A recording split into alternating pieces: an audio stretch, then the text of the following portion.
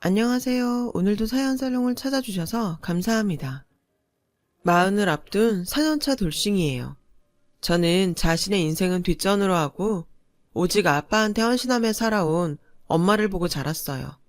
그래서 나는 절대로 저렇게 살지 않겠다 다짐을 했었죠. 그러기 위해서 자립을 할 수 있는 힘을 길러야 했어요. 중고등학교 시절 내내 미친 듯이 공부에 전념했던 것도 바로 이런 이유 때문이었어요. 그런 노력 끝에 명문대에 들어갈 수 있었고 재학 기간 내내 장학금을 받으며 좋은 성적으로 졸업할 수 있었어요. 졸업 후에는 다국적 기업에 들어갔고요. 엄마는 그런 저를 자랑스러워 하셨어요. 그건 아빠도 마찬가지였죠. 대학 교수였던 아빠는 밖에서는 누구에게나 친절한 분이셨지만 집에서는 권위적이고 여자를 무시하는 분이었죠. 저는 그런 아빠가 싫었어요. 그래서 결혼을 하게 된다면 아빠와는 다른 사람을 만나야겠다고 생각했어요. 하지만 이런 생각에도 불구하고 저는 그 어떤 남자한테도 마음을 열지 못했어요. 아빠로 인한 트라우마 때문에요. 상대가 조금이라도 남성성을 과시하면 일단 거부감부터 들었어요. 저 사람도 집에서는 여자를 무시하고 강압적으로 굴지 모른다는 생각이 들었거든요. 그런 이유로 쉽게 이성을 사귀지 못하고 20대를 보내게 되었어요. 그러다가 30 중반이 되고 나서야 한 남자를 만나게 되었어요. 지적인데다 유머 감각도 있는 남자였죠. 권위적인 것과 거리가 먼 사람이었어요.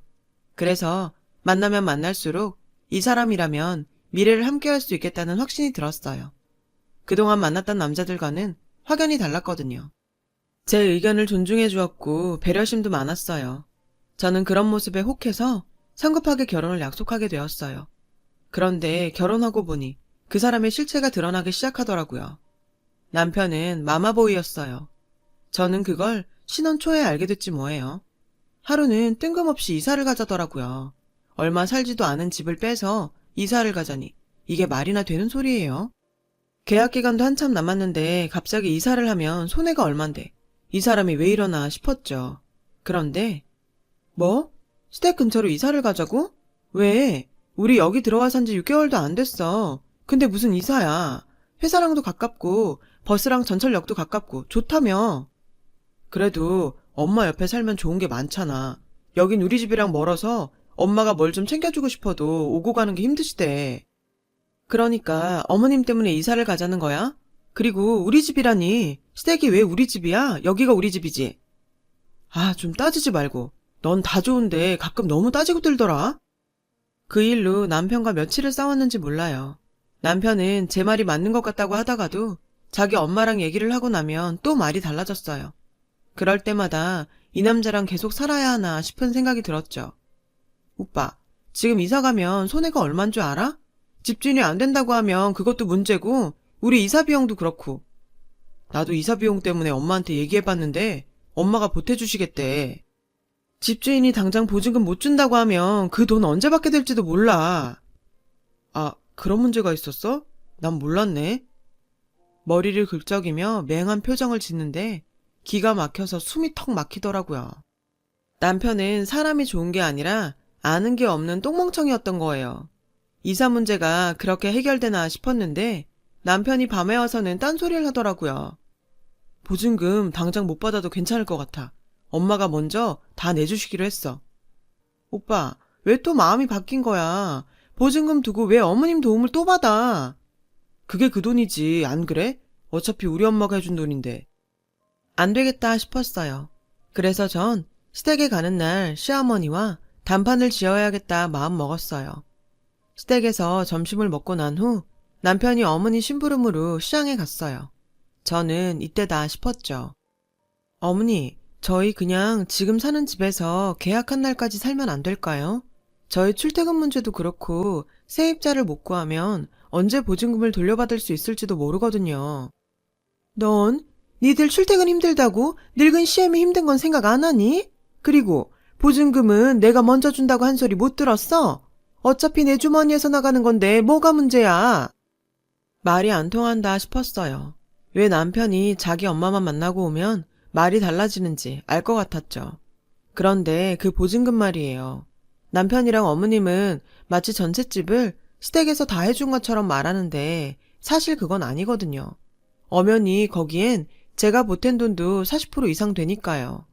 집 구할 때 너희 둘이 같이 살 집이니 저도 보태라고 하셔서 적금 깬 돈 털어서 넣어드렸거든요. 그런데 이제 와서는 온전히 당신 돈인 것처럼 말하시니 기가 막혔죠. 그런데 웃긴 건 그 다음이었어요. 듣자니 너, 네 남편 아침밥도 안 챙겨준다며?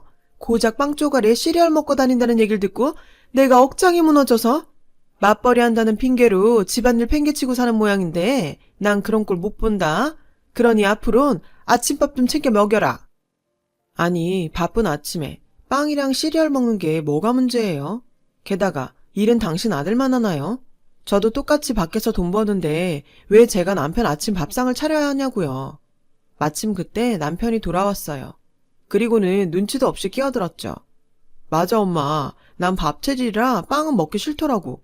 자기야, 내일부터는 아침밥 해줄 거지? 아예 엄마 앞에서 약속해. 이거 봐라. 한국 사람이 밥을 먹어야지 그깟 빵 쪼가리로 되겠니? 아침에 조금만 일찍 일어나서 부지런 떨면 될걸. 그렇게 게으름을 피워서는 남편 밥도 안 먹이는 게 말이 되냐고. 정말 두 사람 대화를 듣고 있자니 어이가 없어서 말문이 막히더라고요. 네가 얘 아침마다 갓 지은 뜨끈한 밥에 된장찌개, 생선 구워줄 자신 있으면 거기서 쭉 살고 아님 당장 이사와. 어머님은 말도 안 되는 요구를 하시고는 방으로 휙 들어가셨어요. 그날 밤 집에 돌아온 저는 밤새도록 잠을 이루지 못했어요. 그런데요, 눈치 없는 남편놈은 아주 코까지 골며 자더라고요. 결국 우리 부부는 보증금을 나중에 돌려받기로 하고 이사를 하게 됐어요. 그리고 그 순간부터 헬게이트가 열렸죠. 어머님은 새벽 5시부터 저희 집에 오셔서는 남편 아침상을 차리셨어요. 그럴 때마다 남편은 어른이 일하시는데 잠만 잘 거냐고 절 깨우기 일쑤였고요. 하는 수 없이 몇 번은 나가서 거들었지만 도저히 안 되겠더라고요. 한 번은 화가 치밀어 올라서 남편한테 소리를 질렀죠. 그럼 당신이 나가서 도와드려. 당신 때문에 어머니 모시는 거니까. 제 말에 남편은 밖으로 나갔어요. 그런데 글쎄 남편이 나가서 어머님한테 뭐라고 했는지 아세요? 엄마, 집사람이 나 때문에 엄마가 오는 거니까 나보고 나가서 도우래. 아, 저는 그제야 제가 바보하고 결혼했다는 걸 뼈저리게 느꼈어요. 그 말에 시어머니는 노발대발 하셔서는 침실 문을 벌컥 열고 들어오셨어요. 예, 내가 언제 너더러 나 도우랬니? 니들 아침 차려준다고 이 고생을 하는데 시애미가 고생하는 거 보고 튀어나오지 못할 망정 남편을 내보내? 너 그거 어디서 배워먹은 버르장머리냐? 니네 친정에선 그렇게 가르치디? 더는 안 되겠다 싶었어요.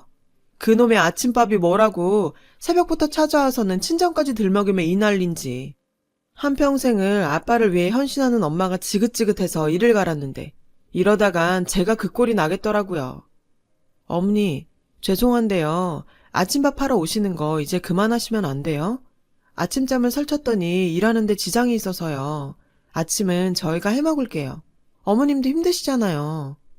그랬더니 어머님은 그 새벽에 집이 떠나가라 한탄을 하시더라고요. 내가 살다 너 같은 며느리는 처음이다. 지 잠 설친다고 아침에 들어온 시애미를 오지 말라는 게 이게 말이 되니?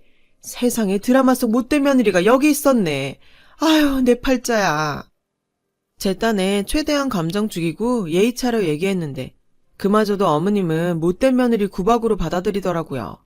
더 이상 말을 말자 싶었어요. 그런데 웃긴 건 뭔지 아세요? 이 와중에 남편은 남의 집 불구경하듯 하품을 쩍 하며 냉장고에서 우유를 꺼내 먹고 있더란 거예요. 아니, 자기 엄마랑 와이프가 싸웠는데 우유가 목구멍으로 넘어가요? 게다가 이 싸움이 누구 때문에 났는데요. 정말 정내미가 똑 떨어졌어요. 저는 속에서 욕이 나오려는 걸 꾹 참으며 조용히 말했어요. 기분 상하셨다면 죄송해요. 하지만 제 사정도 좀 헤아려 주세요. 그러자 어머님은 얼굴색이 확 변하더니 가져온 반찬을 바닥에 내팽겨쳤어요. 그럼 네가 제대로 해. 내 아들 아침에 빵 쪼가리 먹이지 말고 잘 하라고. 이후 어머님과의 전쟁이 시작됐어요. 어머님은 새벽뿐이 아니라 밤이고 낮이고 아무 때나 문을 따고 들어왔어요. 한참 쉬고 있는 일요일 오후에 갑자기 들이닥쳐선 집안일 잔소리부터 냉장고 속까지 전부 참견을 해댔죠. 저는 그때까지만 해도 어떻게든 이번 위기만 넘기면 괜찮을 거다 생각했어요. 결혼한 지 1년도 안 됐는데 이혼을 하는 건 너무 성급한 것 같았거든요. 게다가 남편은 제가 정말 힘들게 마음을 준 사람인데 노력도 안 해보고 끝내는 건 아니다 싶었거든요. 그런데 이 집의 문제는 어머님뿐만이 아니었어요. 얼마 뒤 호주에 사는 손위 시누이가 한국에 들어왔어요. 온 김에 두어 달 있다가 간다고 하더군요. 저는 어머님 부름을 받고 시댁에 갔어요. 시누이가 잡채랑 닭강정이 먹고 싶다고 했다나요? 그걸 굳이 집에서 만들어 먹으시겠다고 저까지 호출을 하신 거죠. 부엌으로 불려들어가 어머님과 음식을 만드는 사이 남편은 공항으로 시누이 마중을 나갔어요. 시간이 얼마 지나고 남편과 함께 시누이가 왔어요. 그런데 글쎄 캐리어도 하나 없이 손가방 하나 딸랑 들고 왔더라고요. 방금 외출했다 돌아온 사람처럼요. 수상한 건 그뿐이 아니었어요. 공항에서 왔다고 하기엔 시댁까지 걸린 시간이 너무 짧았거든요.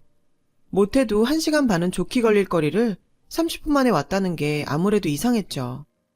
오빠, 공항에서 온 거 맞아?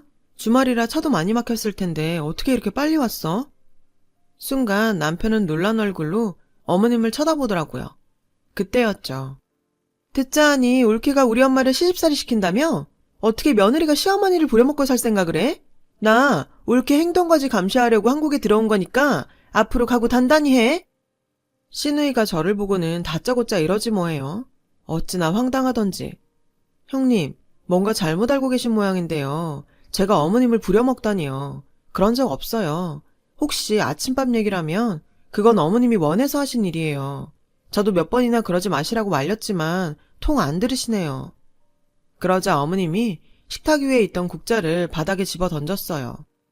너 그 입 좀 다물면 안 되겠니? 방금 호주에서 온 시누이를 현관 앞에 세워두고 그게 할 소리야? 성아야, 오느라 힘들었지? 일단 들어와서 밥부터 먹자. 쟤하고 말하다 보면 열통 터져서 밥도 못 먹는다. 밥 먹고 천천히 얘기해도 돼. 순간 싸한 기분이 들었어요. 이 집 식구들이 저만 빼놓고 뭔가 작당을 꾸미는 것 같았거든요. 그리고 그 생각은 틀리지 않았어요. 상을 차리는데 시누이가 냉장고에 들어있는 밑반찬이며 찬장의 그릇까지 이미 위치를 다 아는 사람처럼 능숙하게 찾아 꺼내더라고요. 몇 년 만에 친정에 온 딸이라고는 볼 수 없을 정도로요. 그때 알았어요. 이 집 사람들은 마음을 열고 기다린다고 가족이 될 수 있는 사람들이 아니라는 걸요. 그리고 식사가 끝나갈 무렵 시누이가 밑밥을 깔기 시작하더라고요. 엄마, 호주 부동산에 투자 안 할래? 브리즈번에 대규모 주택단지가 들어서는데 거기가 요즘 난리도 아니야. 중국인들이 돈 따발 들고 찾아온다니까. 다행히 우리 그이가 그쪽에 아는 사람이 있어서 좋은 걸로 하나 떼어준다 그랬어. 들어보니 성욱이네 전셋집 내놨다며. 그 보증금 받아서 투자해보면 어때? 이거였어요. 시누이가 한국에 온 건. 손 놓고 있다가는 제 돈도 떼일 판이었죠. 어머 형님, 그 보증금은 엄연히 오빠랑 제 건데 그걸 노리시면 어떡해요. 그리고 호주 부동산 꺾인 지가 언젠데. 그러지 마시고 한국에서 푹 쉬시다 돌아가세요. 오랜만에 어머님이랑 여행도 좀 다니시고요. 올케, 말이 좀 그렇다? 엄연히 그 집은 우리 엄마가 해준 집인데 무슨 소리야?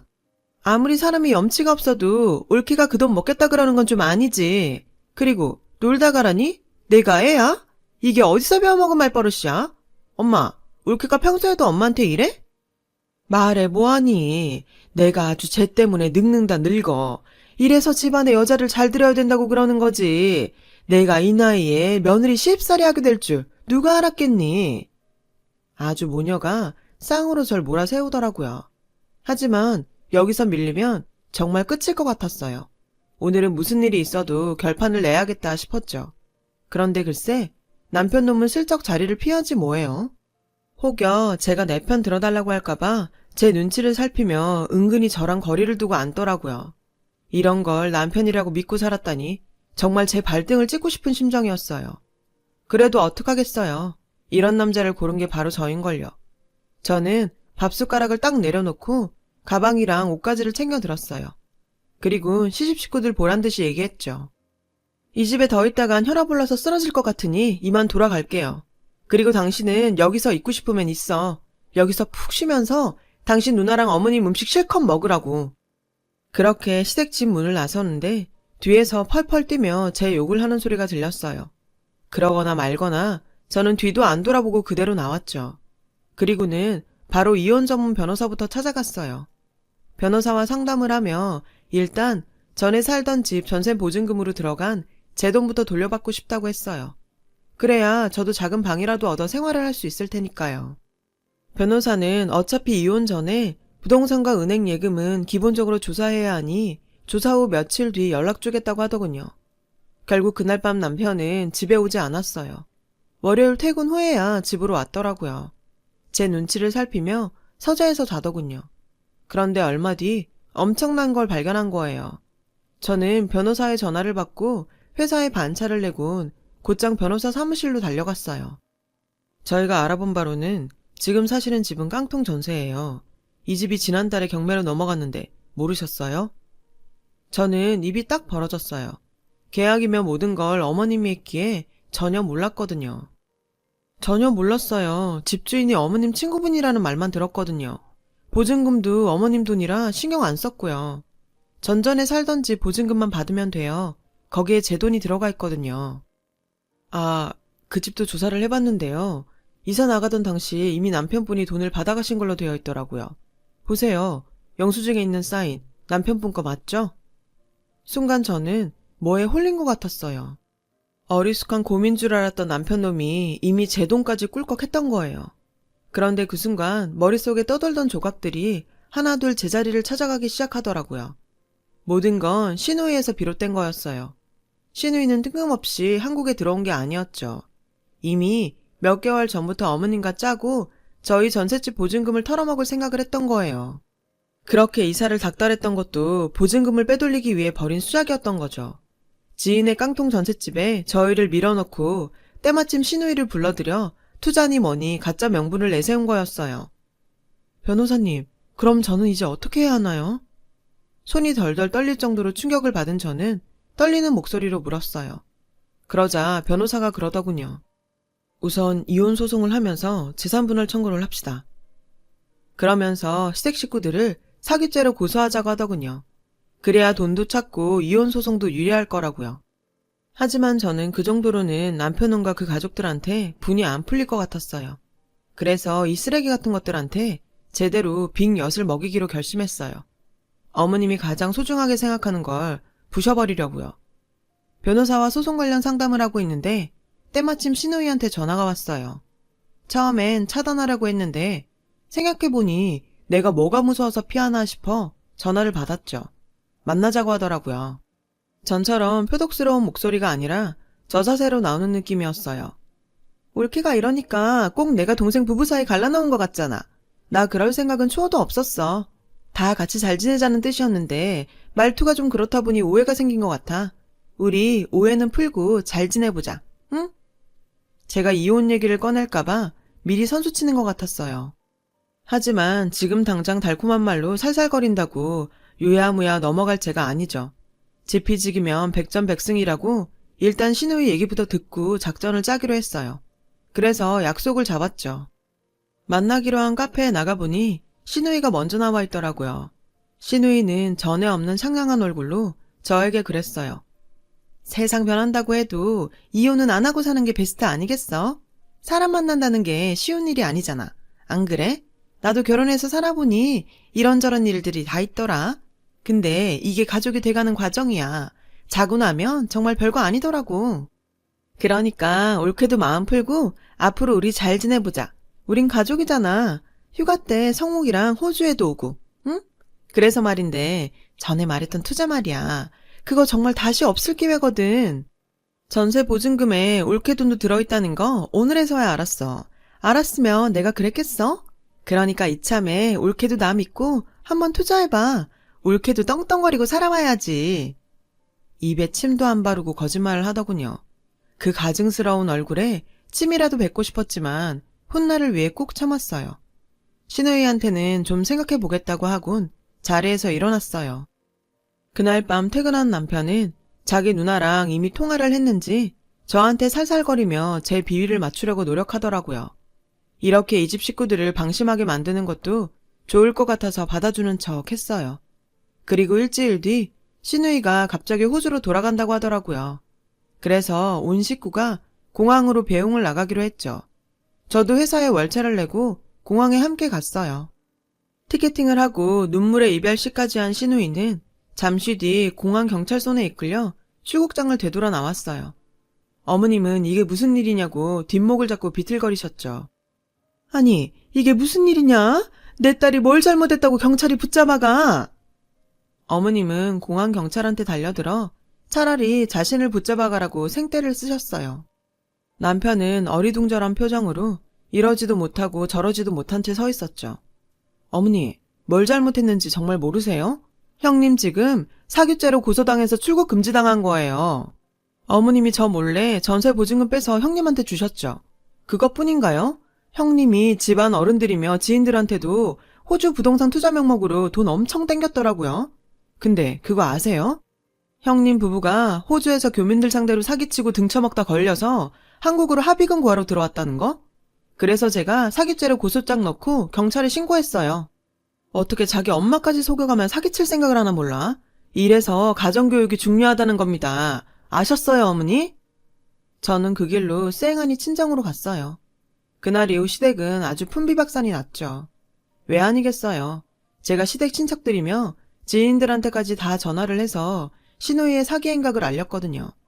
어머니의 아픈 손가락인 큰딸이 쇠고랑을 차게 되자 어머님은 남편과 함께 발등에 불 떨어진 사람처럼 저희 친정까지 찾아왔더라고요. 무릎 꿇고 두 손 싹싹 빌며 고소를 취하해달라고 부탁했죠. 당연히 전 거절했죠.